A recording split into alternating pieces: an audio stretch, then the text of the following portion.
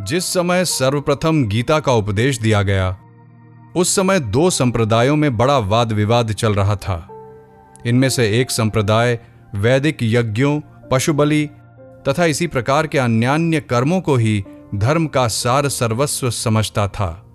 दूसरा यह मानता था कि असंख्य अश्वों एवं पशुओं का वध धर्म नहीं कहा जा सकता। इस दूसरे संप्रदाय में अधिकतर ज्ञान मार्गी तथा सन्यासी थे।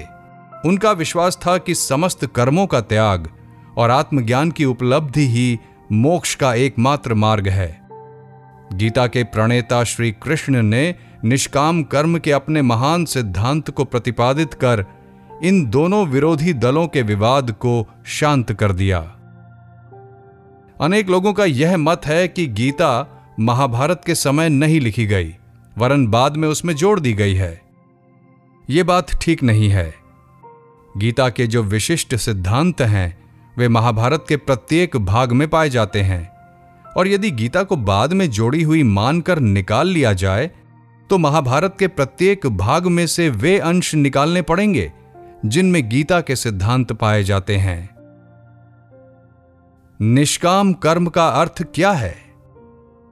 आजकल बहुत से लोग इसका यह अर्थ समझते हैं कि कर्म इस प्रकार किया जाए जिससे मन को हर्ष विषाद स्पर्श न कर सके। यदि यही निष्काम कर्म का सच्चा अर्थ हो, तब तो पशुओं को निष्काम कर्मी कहा जा सकता है। कुछ पशु अपने बच्चों को ही निगल जाते हैं और ऐसा करने में उन्हें कुछ भी दुख का अनुभव नहीं होता। डाकू अन्य लोगों का सब माल छीनकर उनका सर्वनाश कर देते हैं, और यदि वे पर्याप्त कठोर होकर सुख दुख की परवाह ना करें तो उन्हें भी फिर निष्काम कर्मी कहना पड़ेगा। यदि निष्काम कर्म का अर्थ ऐसा ही हो, तब तो क्रूर, पाषाण हृदय, नीचतम अपराधी भी निष्काम कर्मियों में गिना जा सकता है। दीवार को सुख दुख का अनुभव नहीं होता, पत्थर में सुख दुख की भावना नहीं होती, पर यह नहीं कहा जा सकता कि वे निष्काम कर्मी हैं। यदि निष्काम कर्म उपर्युक्त अर्थ में प्रयुक्त किया जाए, तब तो वह दुष्टों के हाथों में एक प्रबल अस्त्र बन जाएगा। वे तरह तरह के बुरे कर्म करते जाएंगे और कहेंगे कि हम तो बिना किसी कामना के ये सब कर रहे हैं। इसलिए यदि निष्काम कर्म का यही अर्थ हो, तब तो हम कहेंगे कि गीता में एक बड़े ही भयानक सिद्धांत का प्रतिपादन किया गया है। अतः यह अर्थ निश्चित रूप से नहीं हो सकता। फिर यदि हम गीता के उपदेश से संबंध व्यक्तियों के जीवन को देखें, तो वह भिन्न ही प्रकार का मालूम होता है।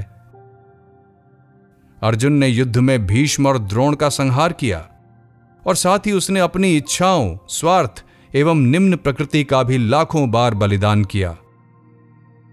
गीता कर्मयोग की शिक्षा देती है। हमें योग, एकाग्रता के द्वारा कर्म करना चाहिए। इस प्रकार के कर्मयोग में शुद्र अहम भाव की चेतना नहीं रह जाती। जब योग युक्त होकर कार्य किया जाता है, तब मैं यह वह कर रहा हूं, यह ध्यान ही नहीं रहता। पाश्चात्यों की समझ में यह बात नहीं आती।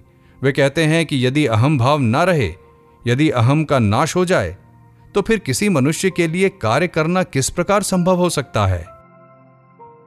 पर जो अपने को संपूर्णतः भूलकर एकाग्र चित्त से कार्य करता है, उसका कार्य निश्चय ही अप्रतिम रूप से अच्छा होता है, और इसका अनुभव प्रत्येक व्यक्ति ने अपने जीवन में किया होगा। हम अनेक कार्य अचेतन होकर करते रहते हैं, जैसे आहार को पचाना आदि। कुछ कार्य चेतन होकर करते हैं, तथा अनेक कार्य ऐसे भी होते हैं जो मानो समाधि अवस्था में मग्न होकर संपन्न होते हैं, जब हमें अपने शुद्र अहम का बोध नहीं रहता। यदि चित्रकार अपने को भूलकर चित्र बनाने में ही पूर्ण रूप से लीन हो जाए, तो उसका चित्र एक महान कृति होगा।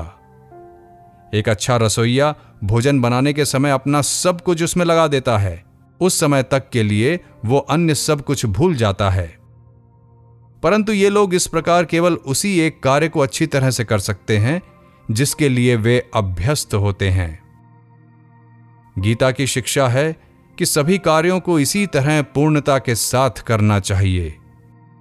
जो योग के द्वारा प्रभु से एक रूप हो गया है, वो अपने सभी कार्यों को इसी एकाग्रता के साथ करता है और अपने स्वार्थ की कुछ भी चाह नहीं रखता।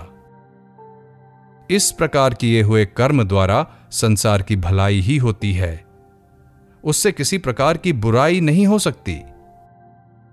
जो इस प्रकार कर्म करते हैं वे अपने लिए कुछ भी नहीं करते,